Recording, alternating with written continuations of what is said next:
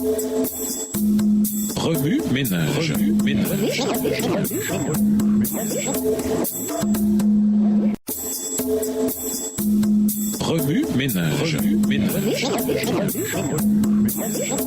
Bienvenue dans votre émission Remue ménage. Voilà leçon 13, le Messie vient. Lisons Deutéronome 33, les versets 1 à 17 et 26 à 29. Deutéronome 33, les versets 1 à 17 et 26 à 29. Voici la bénédiction par laquelle Moïse, homme de Dieu, bénit les enfants d'Israël avant sa mort. Il dit, l'Éternel est venu du Sinaï, il s'est levé sur eux de Séhir, il a resplendi de la montagne de Paran, et il est sorti du milieu des 5 myriades. Il leur a de sa droite envoyé le feu de la loi. Oui, il aime les peuples. Tous ses saints sont dans ta main. Ils se sont tenus à tes pieds. Ils ont reçu tes paroles. Moïse nous a donné la loi, héritage de l'assemblée de Jacob. Il était roi en Israël quand s'assemblaient les chefs du peuple et les tribus d'Israël. Verset 6. Que Ruben vive et qu'il ne meure point, et que ses hommes soient nombreux. Voici sur Juda ce qu'il dit. Écoute, ô Éternel, la voix de Juda, et ramène-le vers son peuple, que ses mains soient puissantes, et que tu lui sois en aide contre ses ennemis. Sur Lévi, il dit, les Turim et les Urim ont été confiés à l'homme saint, que tu as tenté à Massa, et avec qui tu as contesté aux eaux de Mériba. Lévi dit de son père et de sa mère, je ne les ai point vus, il ne distingue point ses frères, il ne connaît point ses enfants, car ils observent ta parole et ils gardent ton alliance. Ils enseignent tes ordonnances à Jacob, et la loi à Israël. Ils mettent l'encens sous tes narines, et l'holocauste sur ton autel. Verset 11. Bénis sa force, ô Éternel, agrée l'œuvre de ses mains, brise les reins de ses adversaires, et que ses ennemis ne se relèvent plus. Sur Benjamin, il dit, c'est le bien-aimé de l'Éternel. Il habitera en sécurité auprès de lui. L'Éternel le couvrira toujours et résidera entre ses épaules. Sur Joseph, il dit, son pays recevra de l'Éternel en signe de bénédiction le meilleur don du ciel, la rosée, les meilleures eaux qui sont en bas, les meilleurs fruits du soleil, les meilleurs fruits de chaque mois, les meilleurs produits des antiques montagnes, les meilleurs produits des collines éternelles, les meilleurs produits de la terre et de ce qu'elle renferme. Que la grâce de celui qui apparut dans le buisson vienne sur la tête de Joseph, sur le sommet de la tête du prince de ses frères. De son taureau premier-né, il a la majesté. Ses cornes sont les cornes du buffle. Avec elles, il frappera tous les peuples, jusqu'aux extrémités de la terre. Elles sont les myriades d'Éphraïm. Elles sont les milliers de Manassé. Verset 26. Nul n'est semblable au Dieu d'Israël. Il est porté sur les cieux pour venir à ton aide. Il est avec majesté porté sur les nuées. Le Dieu d'éternité est un refuge, et sous ses bras éternels est une retraite. Devant toi, il a chassé l'ennemi, et il a dit extermine. Israël est en sécurité dans sa demeure. La source de Jacob est apparente dans un pays de blé et de mou, et son ciel distille la rosée. Que tu es heureux, Israël. Qui est comme toi? Un peuple sauvé par l'Éternel, le bouclier de ton secours et l'épée de ta gloire. Tes ennemis feront défaut devant toi, et tu fouleras leur lieu élevé. Introduire, bénédiction et prophétie. Le livre du Deutéronome se termine par 2 chapitres pleins de poésie, suivis d'un court épilogue sur la mort de Moïse. Ici, au chapitre 33, l'accent est mis sur les dernières bénédictions de Moïse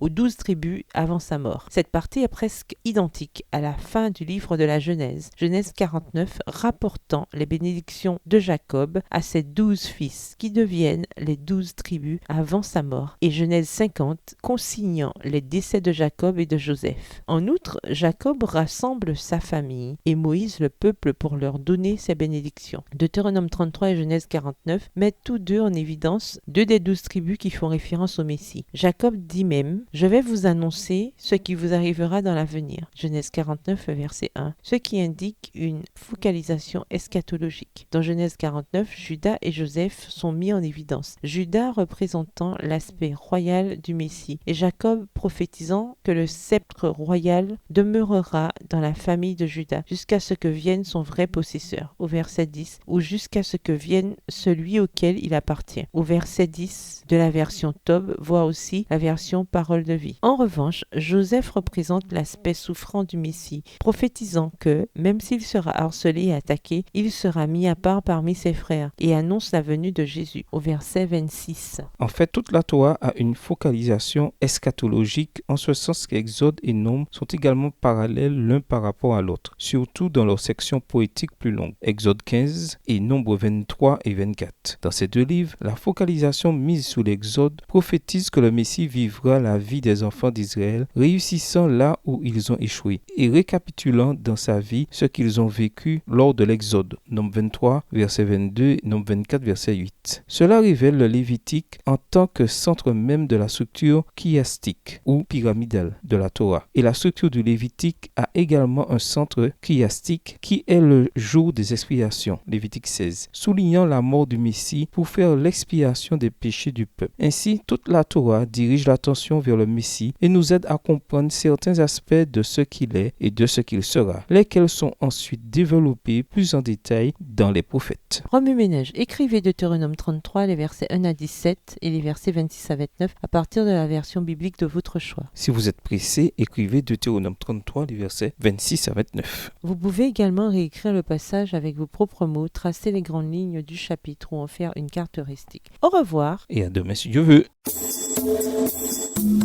Remue-ménage. Remue-ménage.